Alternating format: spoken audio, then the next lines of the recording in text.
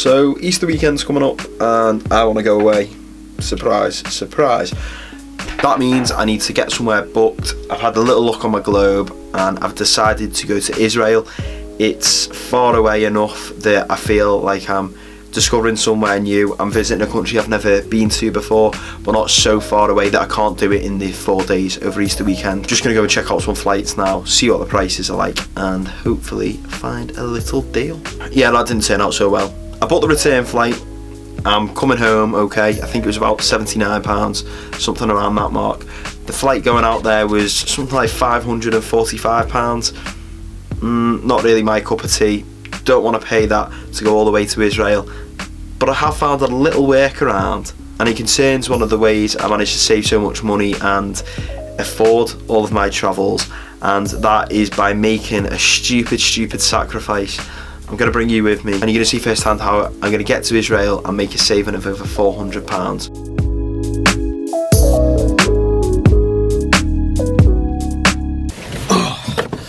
So that's work done. Now I'm going to go home, get changed, get my suitcase, and then get a taxi, train and bus to the airport before I can finally board my flight to Budapest. So, leg one of the journey, let's go. The direct flight out from Manchester to Tel Aviv on Good Friday was a whopping £545, and it was the most expensive easyJet flight I've ever seen, and this is coming from someone who is always looking at flights. The cost of the direct return flight home was only a fraction of the outbound one at £60.24, but despite the ridiculous cost of the first direct flight, I knew I could get to my destination a lot cheaper.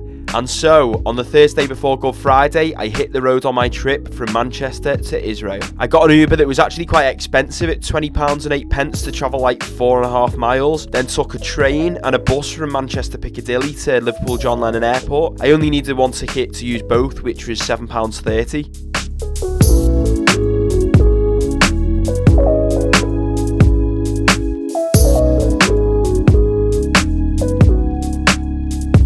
Finally at the airport. I mean, I'm glad the first leg's out the way. Forgot my memory foam neck pillow, so not going to be the best sleeping in Budapest Airport, but the flight looks like it's on time and hopefully everything will go smoothly.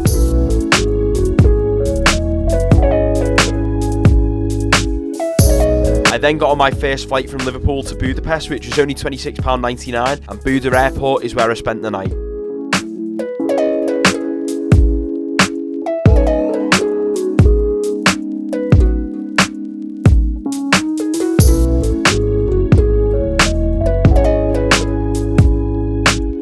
So that's leg 2 done. No, arrived in Budapest safe and sound. Yeah, leg 2 or 4. Yeah, I'm going to be sleeping here for the next 3-4 hours, getting up, go through the process again, and catching a flight to Tel Aviv in Israel. This is my bed for tonight, and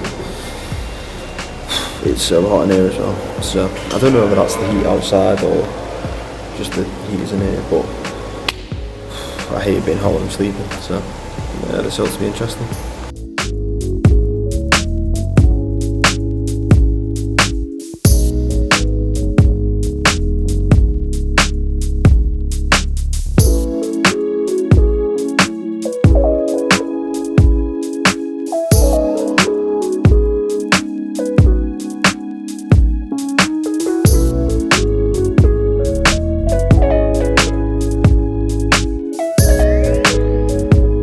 Through security now, got about an hour's sleep, if that, and I'm just about holding up.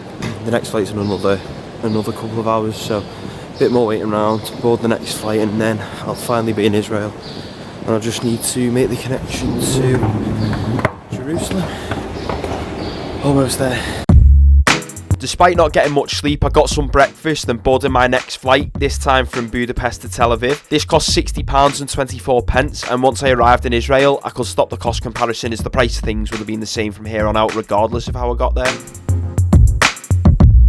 Thank you.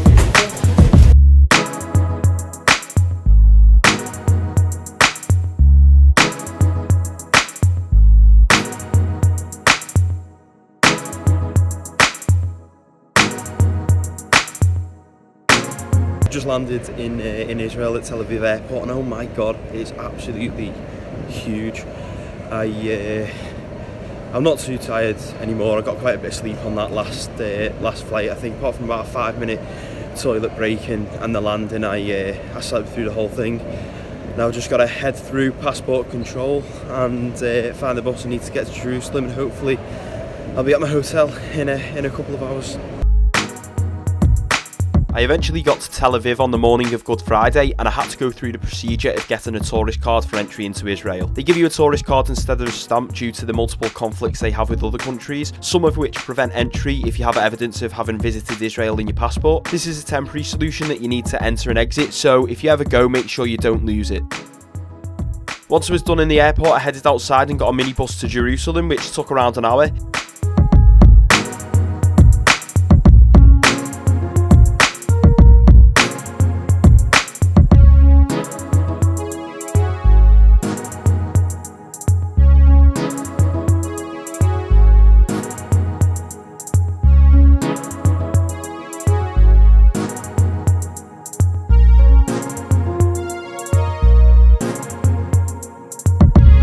Then I checked into my hotel straight away and finally got to lay down on a bed.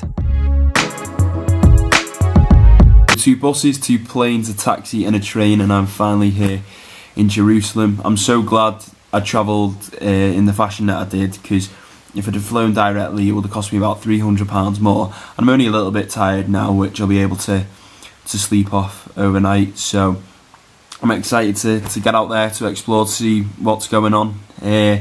This weekend, it's Easter weekend, so it's quite busy here in Jerusalem, which is one of the holiest cities in the world. No, but seriously, I mean, if you can hack it if you feel fine to do it. Just sacrifice, just sacrifice a little bit of sleep, and it can literally save you hundreds of pounds. Get a little creative with your flight path. If you want, fly somewhere, maybe have a long layover and fly on a couple of days later or something. Just don't just assume that the direct flight is the only way to get from A to B, because it's not, and it's not always the cheapest way, even if that does mean getting multiple planes, which kind of almost makes no sense, but it is what it is. Frustratingly, after filming a little in my room, the battery on my new camera died, and it also zapped the power of my spares. My old iPhone was also useless when it came to power, so I only got a few clips on that, hence why I didn't vlog a great deal when I was there. Still, I had an amazing time in Jerusalem and did so much cool stuff. The markets were amazing. There are so many cool religious sites such as the Western Wall and Temple Mount. There's also the Mount of Olives, which is the best spot for a panoramic look over the city. The food was amazing, and I even took a bus to the border crossing and took a day trip to Palestine, seeing sites such as the Church and the Nativity, the Bethlehem sign, and the jaw-dropping artwork that covers one side of the wall. Genuinely one of the best things I've ever seen.